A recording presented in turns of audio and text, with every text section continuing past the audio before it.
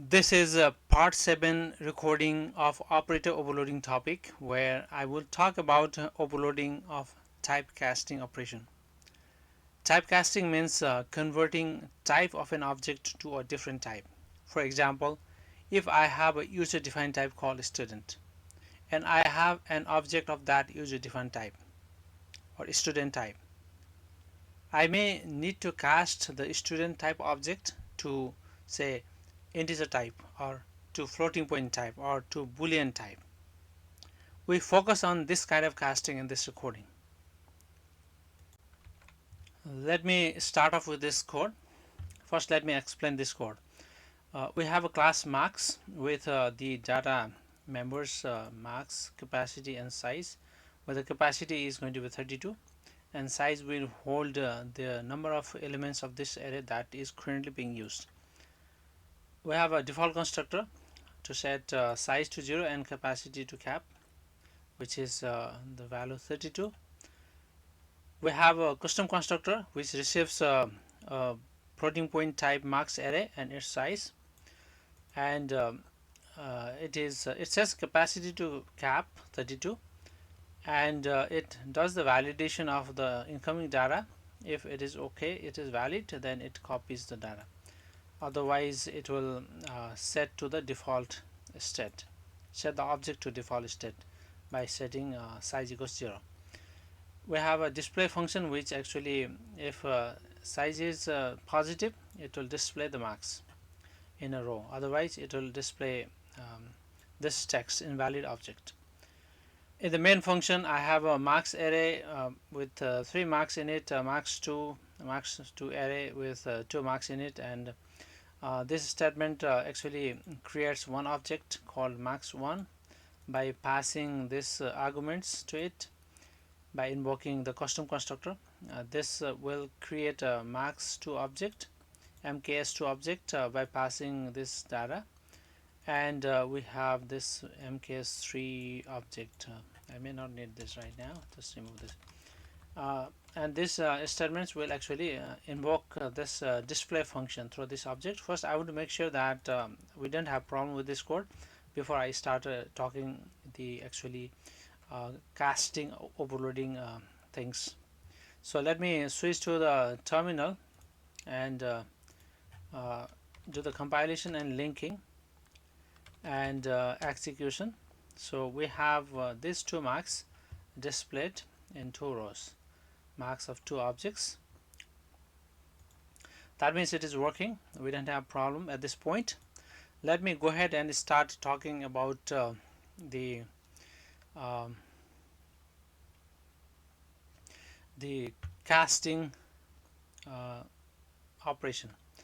Why I need casting? For example, we have max object and with these things, these attributes, then why I need casting, right? Sometimes I may need to, let's say, uh, get the integer information, only integer information from the object. In that case, um, one possibility, for example, if I want to get let's say this size of this marks, then one possibility is that I may have a function, let's say int get size, and just return size, right? So I could invoke this get size here, mks1 dot get size, right? But sometimes it may be convenient to not to use this function, just because it returns the integer type. So instead of using get size, it may be more convenient to use a casting operator. In the casting operator, for example, if I want to cast this object into integer type, you need to give a meaning to that casting operation, right? It could be, I mean, depending on what kind of data members you have in your application, you may have a different class. The class may have different data members, so you may have a different integer value to get from here. But in this case, what I'm taking is I just want to get the size, right? If I want to cast a max object to integer, I would mean that it will give me the size. For example, if I just say, instead of using this get size, uh, int size, let me call this size 1 equals to uh, mks1, but I want to do casting to integer type, right?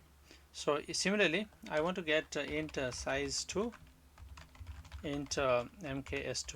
So what I expect after this statement execution is size 1 will carry 3, because the mks1 object has size 3, and this size 2 variable will carry a 2. That is my expectation. Let me have a cout statement. Object 1 will display, let's say, size 1, and for object 2 we have size 2. So if I do the compilation in this moment, let me try to do it and see what happens. Now it is complaining because this attempt to cast this marks object to integer is not valid. That means this operation is not defined. So you need to properly define an operation to make this conversion valid, this casting valid. So the way of doing that is you overload, let's say, integer casting operation, right? The syntax for that is you first start with keyword operator, then after that you put this keyword int, and you have this parenthesis and bracket. In this case, we want this function to only return um, this size, therefore this function will not make any changes, so we put constant over here. Now the only logic we have here is return size. So this inclusion of this overloading of this integer operator will actually result in making this operation a valid operation, and this should return this casting will actually convert this marks object to integer, and the value will be 3. In this case it will be 2. So let's see whether it gets displayed or not. I mean, in accordance with what we expect here. So now we have this object 1, 3 and 2. It has been successfully casted to the data that we actually expected, we planned. In other cases, you may also want to cast into floating point type. If you want to, for example, let's say, let me call this val1 equals to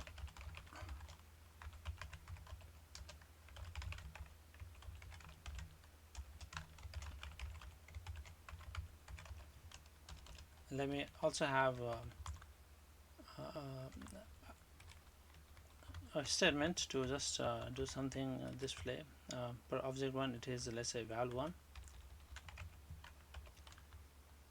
and for val2. Again, if I try to compile this, I expect I'll get the complaint about that conversion attempt. So it is complaining this conversion is not valid. I think that was not the complaint. Let me go back to the code, try to fix the problem here. So mks, this was a typo. Now let me go back to the terminal and do the compilation and execution. So we have this 3 and 2 value. So let me go back to the code. Now this is valid, and this is valid. The reason it is valid is that if I have something like this, let's say float x equals to, let's say, if I initialize it 3.2, Compiler has an implicit way of converting this to float. Compiler doesn't complain about this. It converts, and the way of converting is just to remove this thing, the thing after the decimal.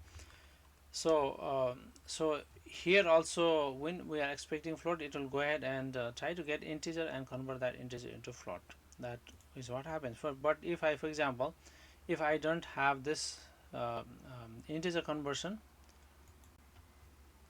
then in that case it will actually, definitely this is going to be a complaint. This is not legal, but it is not converting properly. You need to give a proper meaning to this, and in this case the meaning we have given is return convert I mean just give the size of the array stored. In this case I actually, by floating point, if you look into the marks, it makes sense to get an average marks as a floating point value. So, or you can also decide to get the maximum value of the marks or minimum value of the marks depending on your requirement choice. In this case I am considering the average marks,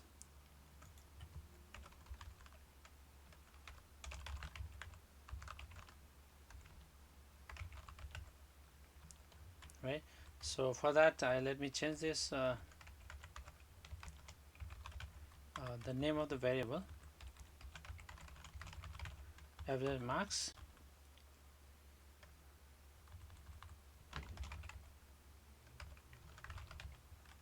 is going to be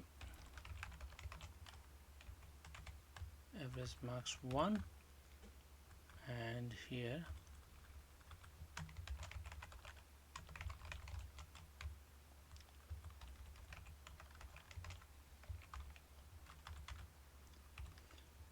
so we have this average marks, but you need to define. If I run this program like before, it will just go ahead and try to cast integer and convert that into floating, so we'll get 3 and 2.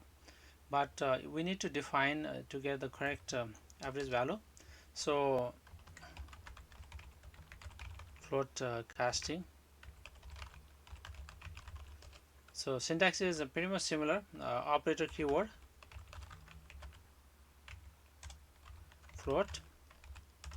In this case also this is going to query. We actually we create a variable and iterate in a loop. Int I equals 0, I less than size I plus plus, and you add avg plus equals to it's going to the value is marks I, and then you return average divided by size, right? So this is the code, um, the logic of this function float casting. So with this we should get the average value here. Let me see whether we can actually get that or not. Compilation and linking, it is warning. I'm going to ignore that warning because this is the code I actually added at the end to just explain. So now we can see the average marks is 66 if you do the average. So 55, 66, 77. You can assume that this is correct. So here the average is 88, 66, and in between 77 average marks. Looks it is okay. So in other cases you may also be interested in actually casting to boolean type.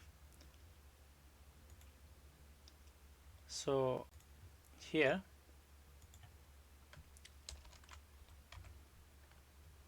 for example if I want to, let's say, see whether this object is valid or not, right? So I can check the validity of this this particular object based on this first object or second object based on the data that is stored in this thing. And the way of checking validity is the way we have done here. We can say that if size is positive, we can call this as a valid, and if size is 0 or negative, we can call this invalid. So let me have a variable like in the case of floating point casting. is going to be boolean. Is valid, is not valid, is boolean, because boolean casting will return boolean type. So is valid object 1 equals to, let me have the code that will actually call the boolean casting operation. Like before, this is the statement that will attempt to convert this into boolean type, and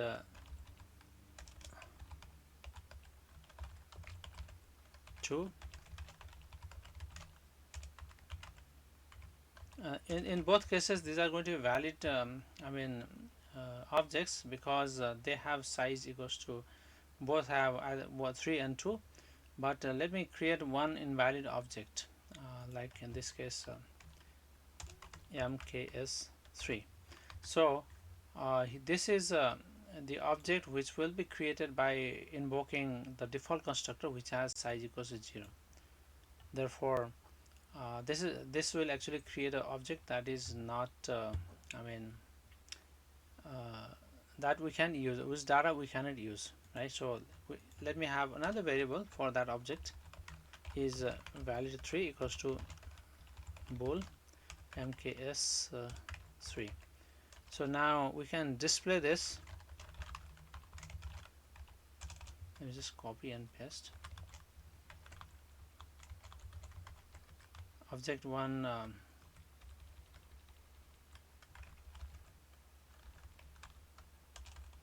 Let me just call put the text v here for to save the time. And for object 3, uh,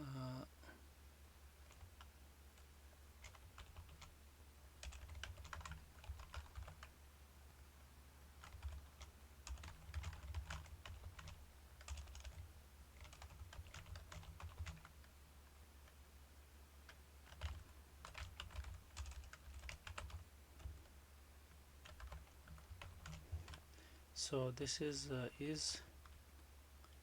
valid 3, this is going to be is valid 2, and this is valid 1.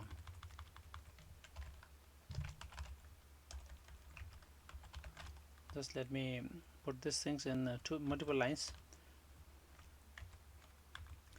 So we have this thing here, and if I display this, we can see the output in either 1 or 0 form. Let me compile and see. Yeah, we have not put the logic for that operation, boolean conversion, so we need to put that logic. So I'll come back to it in a moment. Logic is not going to be very complicated. It's pretty much like the logic of this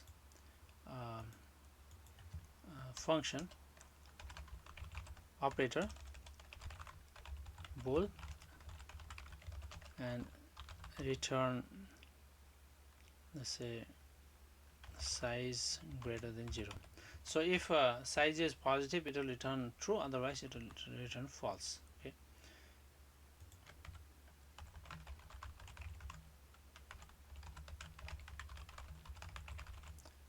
so go back down to the code here. This should be now, this is should be legal, conversion. Again, let me try to compile it. So now it's working. We didn't have problem with that conversion.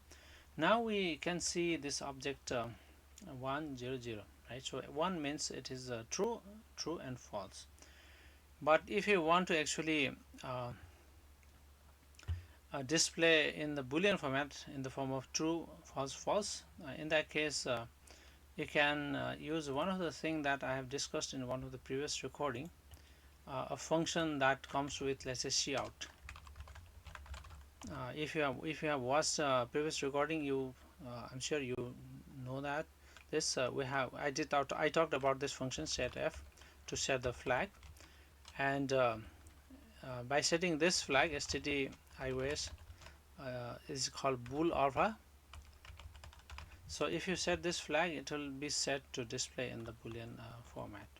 And always if you set something, once the job is done, or the code that where you want to actually you want this setting to influence is over, then you onset it by calling this function,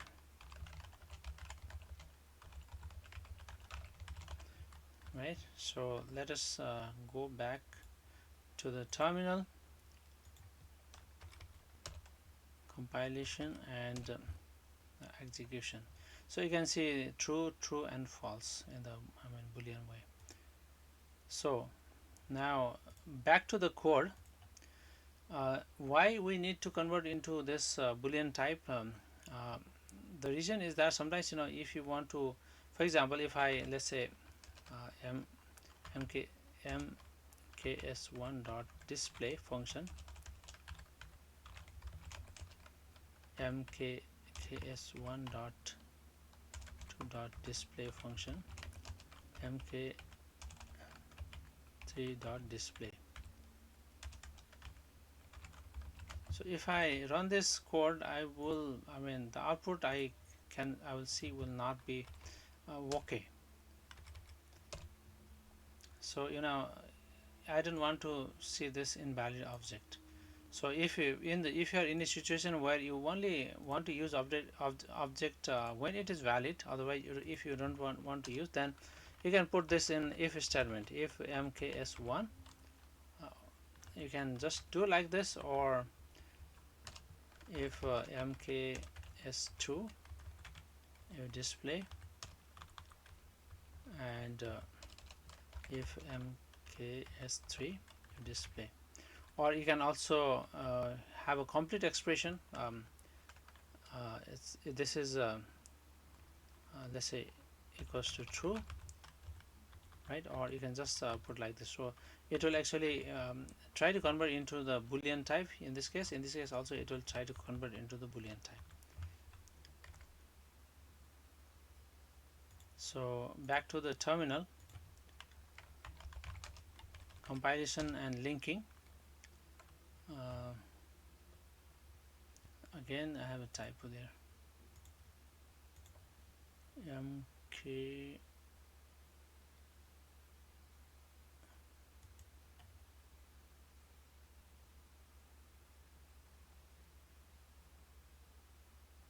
mks3. Let me go back. Ambiguous operator. Okay. So there is a small issue that I think I need to explain here. Now, when I am having this thing, actually it is trying to invoke this operator with this object. It is not automatically converting, it's trying to invoke this operator. So to avoid that, maybe I should explicitly cast to bool first, right? So I think this should help me to avoid. If you're interested in this kind of operation, I encourage you to watch my previous video. Let me go back to the terminal.